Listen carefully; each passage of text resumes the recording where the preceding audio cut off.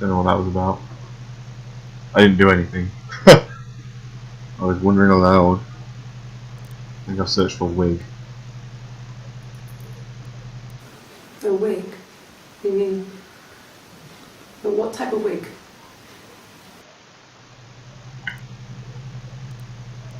No, I've never worn a wig. What kind of wig?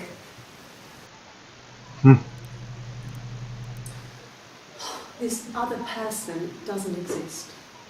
I don't know what the blonde wig is, but it could be anything. Have you looked at the cat flap? Cat flap? Cat frickin' flap? For a cat? For a cat? Cat? Cat? Don't know what cat flap's about. No. The parents decided there would be a wedding. And after the wedding, Hannah moved in with his parents. There was no way I could follow, so we were separated again. I stayed in the attic. It was hard. It's like I suddenly didn't exist. I would sneak out, but in case anyone recognized me, I started wearing a wig. Hannah and I would meet up in the park. I was trying to get pregnant, but I couldn't. I mean, I couldn't do it with anyone we knew, so it was sex with strangers, drunk guys I'd met in clubs, parks and alleyways. Why was she trying to get pregnant? I was 17. It felt like I was being punished. But it was Hannah who had betrayed us. I had to stop when one of the guys gave me an STD.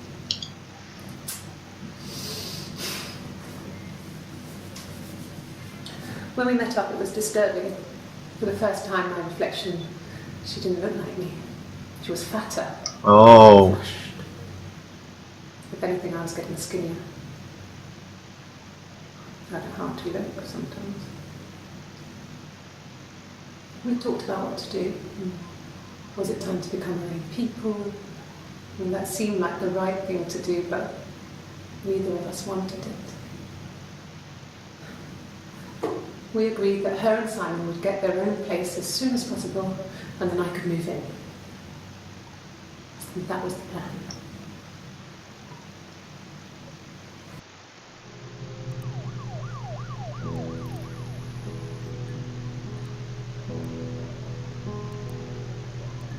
This was about 9.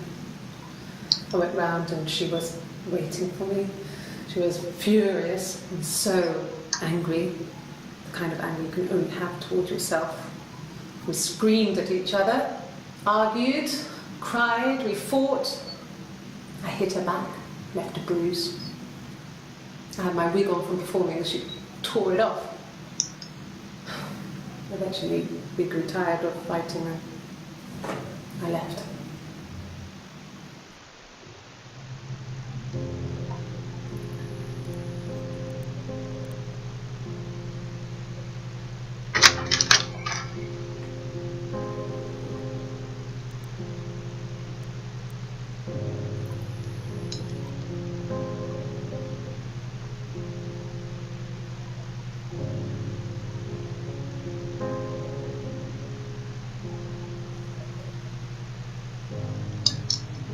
Just out of curiosity.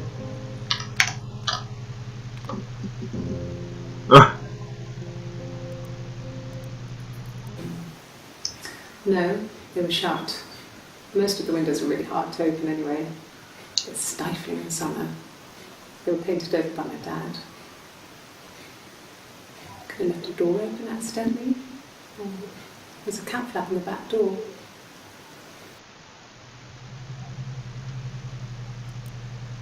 No, no cat. My parents had a cat before they died called Domino. It was this little black thing with white dots. And we never did anything about the cat flap, but if you were thin, you could maybe squeeze through it.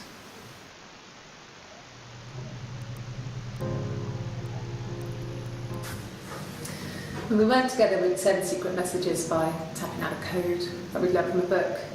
The knock code. Knock Some of the code. prisoners of war would use. Knock We code. tap them out on radiator pipes or the attic floor.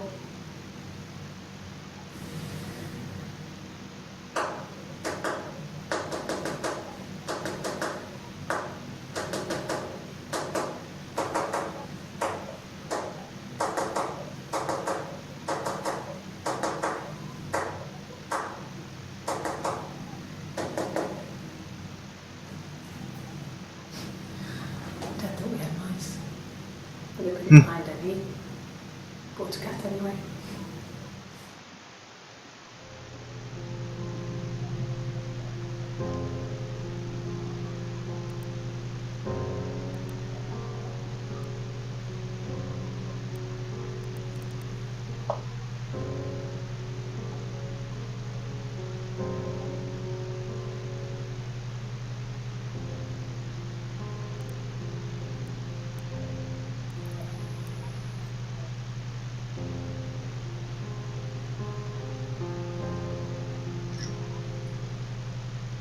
Who's SB?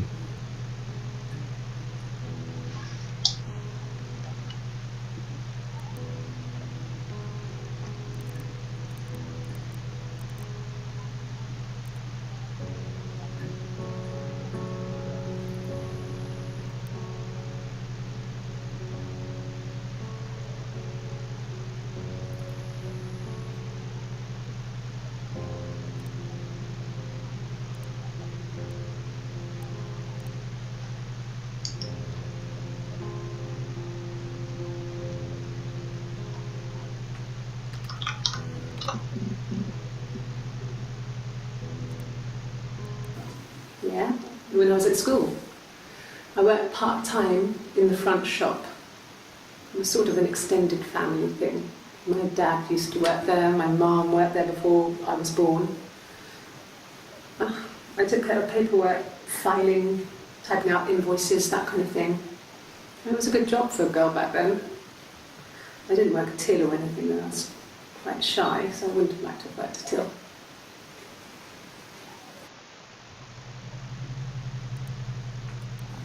Mum and Dad had never had any reason to notice. They were always busy. If Hannah was eating a lot, they didn't mind. She didn't put on any weight. That girl has a healthy appetite. If they heard us talking in the attic, they just thought it was Hannah playing one of her games, and that Eve was our imaginary friend. Once, she was already up and dressed and ready to go to school, and I snuck down for a piss. Mum saw me in my underwear, she went mad.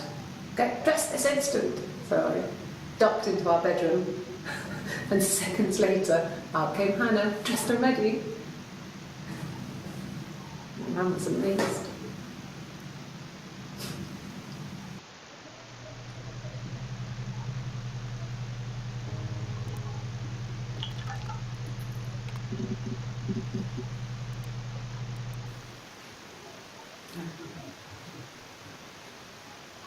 The whole thing was wrong. The bags, I think they were from our kitchen, you can probably check that. And then go into the cellar. It's just a place we put things we don't need.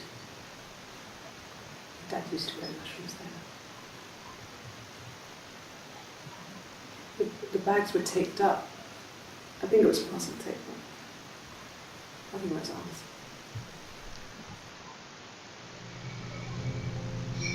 I'm not sure if I ever searched for cellar.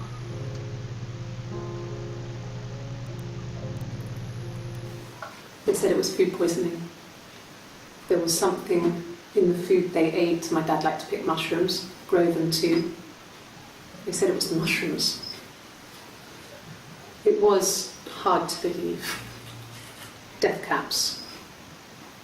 They have a skirt around the cap. My dad taught me that. But the police had no reason to think it was suspicious. They lived alone. And no one had any reason to hurt them.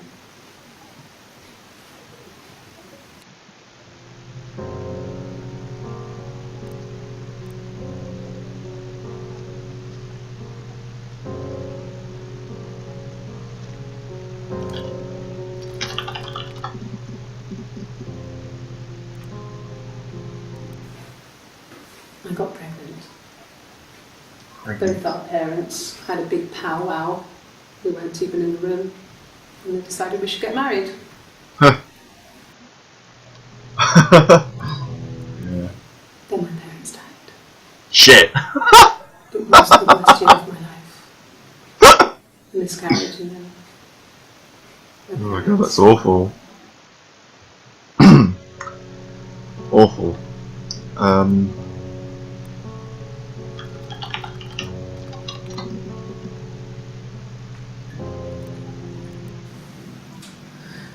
I was living Where in did the you attic. lie? It was a very hard time. I was depressed, was still pretty sick of the STD. And I came down one morning And they were dead. and they were dead. They were in bed and both had been sick. They'd thrown up, not. And I slept through it.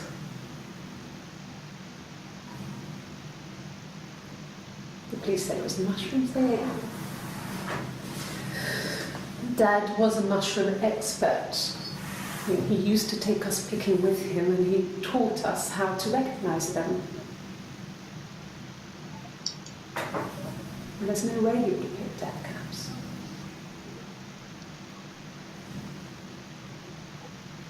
But the police believe that's what happened. They never even looked into it.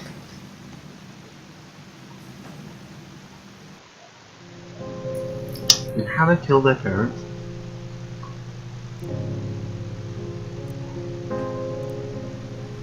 I've organised that at some point.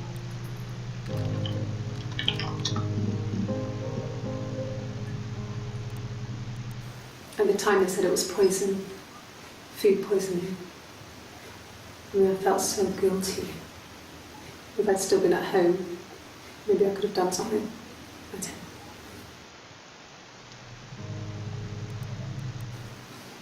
I got a job to contribute, you know. Doug knew someone and I got a job as a dinner Who the lady at fuck is primary Doug? school. He said it didn't matter if I could cook or not, just don't poison the kids.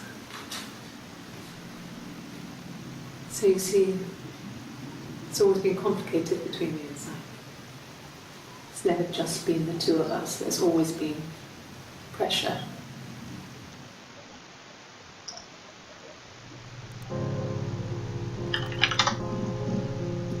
Who the hell is Doug? Yeah. I've been round to Doug and Eleanor's and they're very worried. Fuck! I feel sorry for them.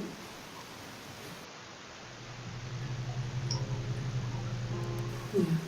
I've been round to Doug and Doug and Eleanor's. Eleanor. They're very worried. Doug and I feel Eleanor? sorry Who for the hell are these? Simon's parents? I hoover, I dust every week. Maybe less. I once asked Eleanor how often I should dust and she said, if people ask, tell them you do it once a week, but every few weeks is okay. I think she was just trying to make me feel better. I mean, when I was there, she was hoovering every day. You know, ran an ordered house. You know how that generation is, putting on a brave front. She has secret stashes of cigarettes. Doug doesn't even know she smokes. When I was there, I saw her. She has these sort of porcelain vases, ornamental, next to the Reader's Digest books. Cigarettes inside. And she still has them. I mean, last time I was there, I looked in a vase. There was a fresh pack. I mean, all those years of marriage. That's She rich. still has a secret like that.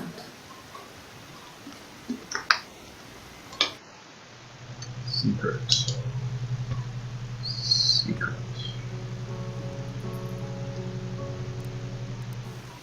Okay. I parked up in the street. It was busy, so I had to park down the end of the road. Walked up, knocked on the door, no answer. I took my keys out of my bag and unlocked the door. The main lock was unlocked. You can tell because the key doesn't turn when you try to turn it to the left. I walked in. Simon's coat wasn't on the peg. I couldn't see his shoes in the shoe rack. I shouted out. I walked straight into the kitchen because he usually sits in there to have a cup of tea and read his paper, but he wasn't there. I touched the kettle, it was cold. I looked quickly in the living room, nothing. So I walked upstairs to the bedroom and he wasn't there. I didn't search for him because it was pretty clear he wasn't there. I had a shower. The phone rang whilst I was in the shower. I didn't answer it. I think it was Eric. Then I was just exhausted. So I lay down on the bed and I fell asleep, though I didn't mean to. I woke up a couple of hours later and I was surprised to see no one in the bed next to me. And then I remembered where I was and what had happened. That's when Eric called again. This time I spoke to him. Then I called Doug and Eleanor. And then I decided to come and see you. Don't know. Bullshit. 1984 was an awful year in the end. We were living at Doug and Eleanor's. I lost the baby at the end of spring and my parents died in the summer. It was a hot summer, a heat wave. So when they discovered the bodies, it was just Ugh. awful. Because of the circumstances, them dying together like that, they brought in a lot of police. A forensic entomologist. I had to look that up. It was because of the heat. It's just awful.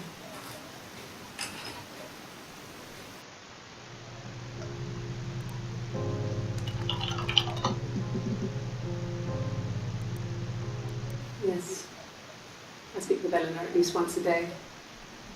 Not that there's anything much to say. It's more just... Shit. I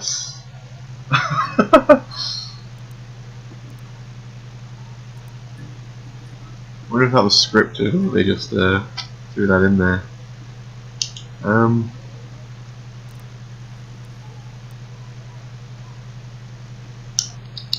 feel I was onto something and I kind of lost the trail.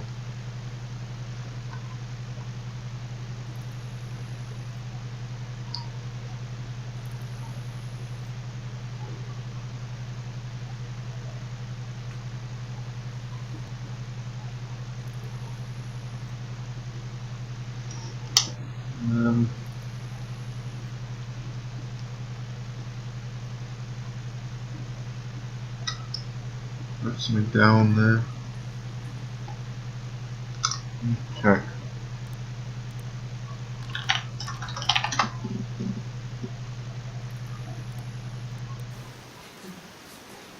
It's Rapunzel.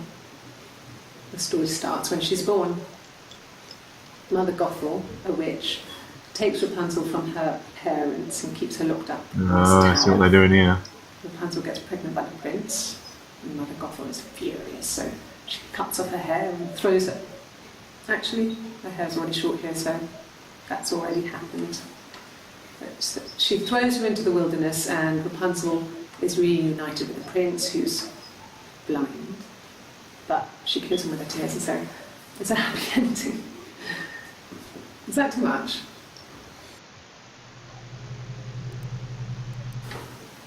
What kind of hairs? Kind of hairs? What kind of hairs?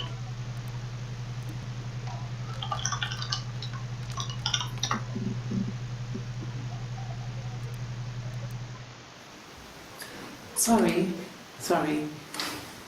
The picture, the way it's drawn, just reminded me of the books we used to read as children. I read those fairy tales over and over, and they were so real to me. Rapunzel was my favourite. My brain is just full of it. How many of these in colour? Did I pass? Sorry, I messed it up with all that Rapunzel stuff. Do you need me to do that card again?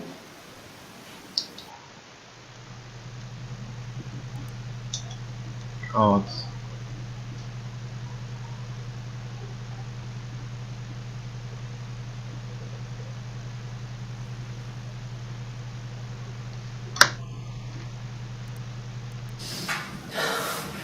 We were obsessed with fairy tales. Not just the pretty ones, but the traditional ones.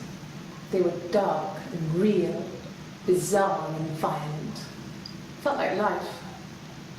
We had this huge old book that I think Mum must have bought from a library sale. The illustrations had thin tracing paper over them to protect them. They were in colour, shiny plates. At the front of the book was an index of illustrations. We read that more than the actual stories. We'd read aloud the captions and flip between the pictures. There was something intimate about peeling back the tracing paper and dressing the pictures. Rapunzel's hair is cut. The eagle plucks out his heart. The princess pricks her finger.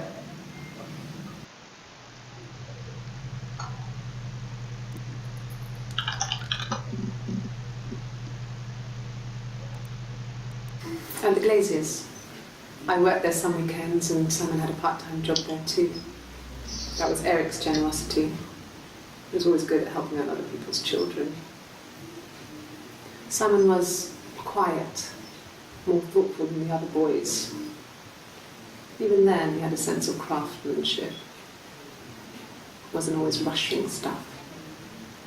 Boys that age are just running around like headless chickens most of the time. You know? Plus, he had that look. He looked like a fairy tale prince from one of my books.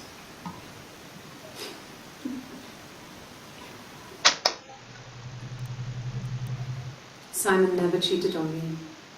He was devoted to me, and I was devoted to him. Nothing in life was easy. We were good to each other. Life isn't a fairy tale.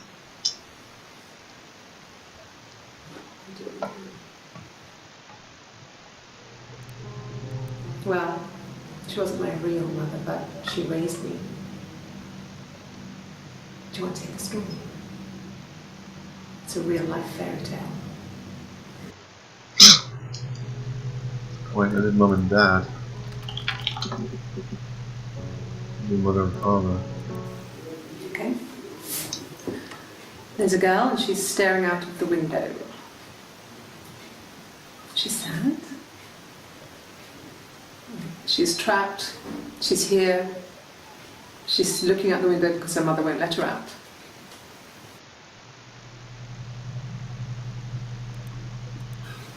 I would have been a good mother. I was young, but I would have been a good mother. She was a girl, by the way, the baby. We were going to call her Sarah. Simon wanted to call her Ava after his nana, but I didn't want her to have a symmetrical name.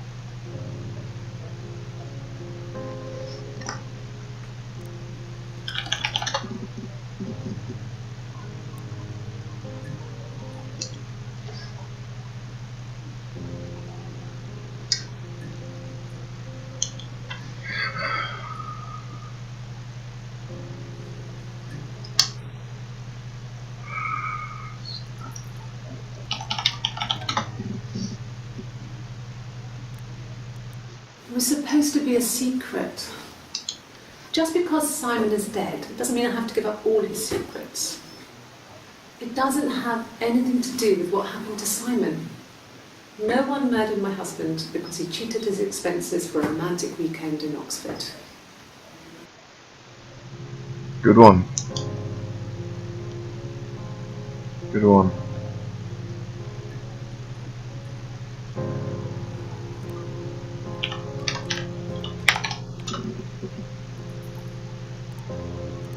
was a conference, something to do with double glazing in Oxford. Oxford conference. Are you sure? What would you Humanity. be doing in Oxford if there was no conference? I remember calling him. Said it was boring and he spent most of the time at the bar.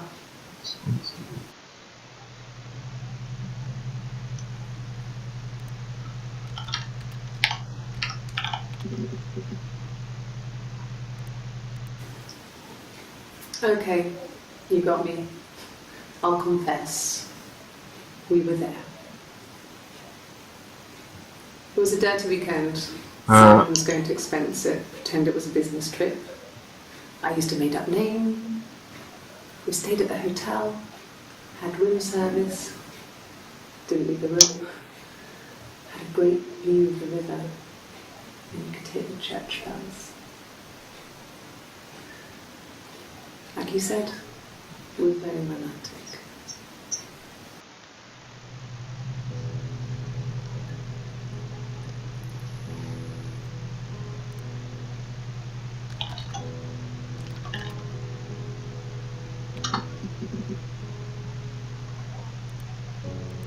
Nothing else happened that night.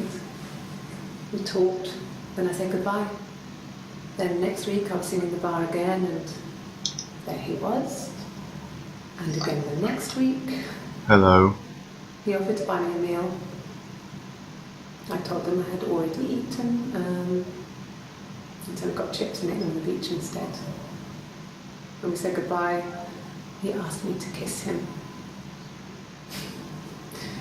Romantic. Romantic.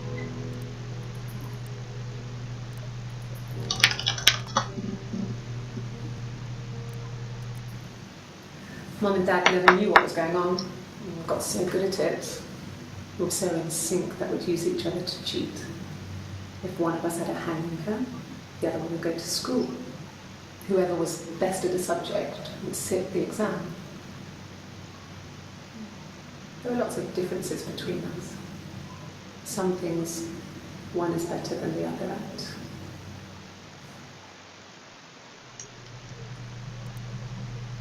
Okay. You want to wrap it up there?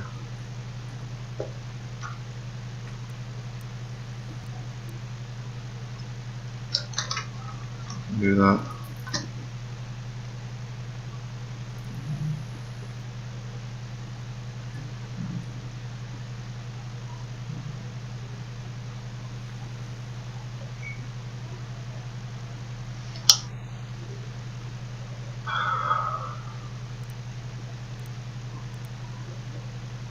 So much left to do there.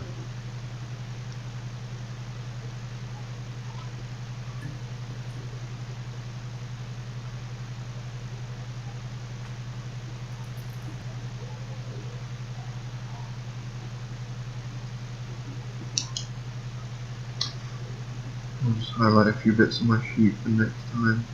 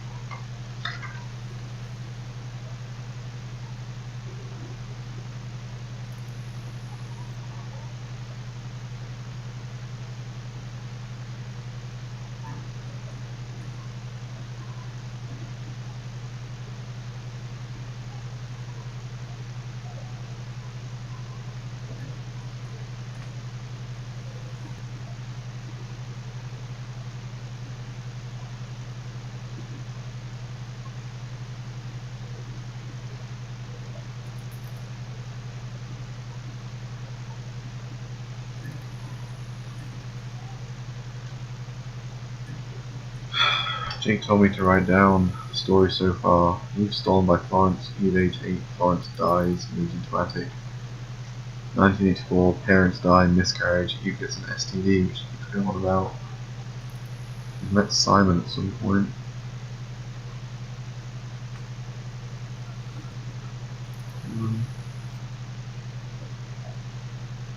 Married.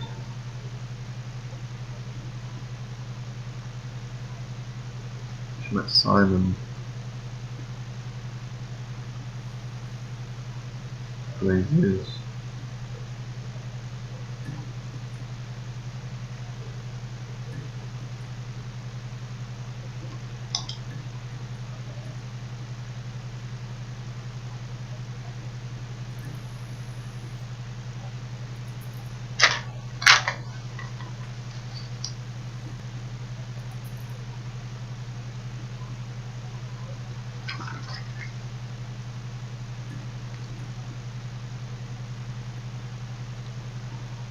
Next time we need to think about Eve singing in the bar. Is the guy she's talking about Simon? Probably. She wore a blonde wig. Simon likes blondes. Singing.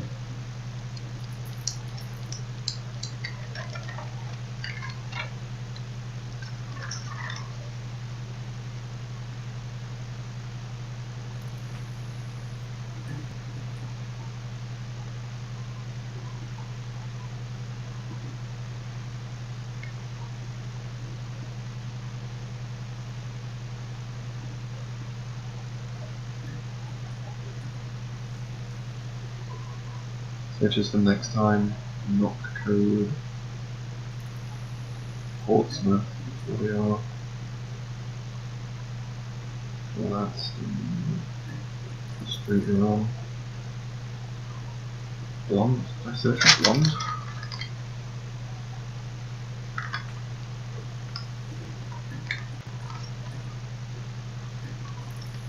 I think so. Blonde.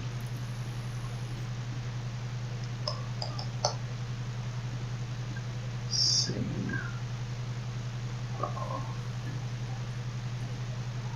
Code. Portsmouth.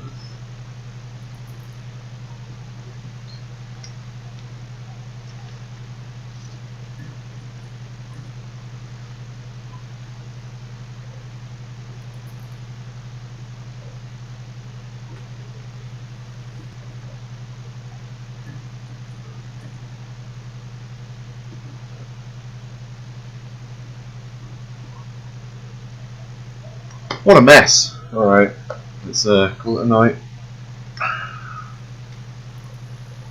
Good game. How do I just quit? Quit. There we go. Bye everybody.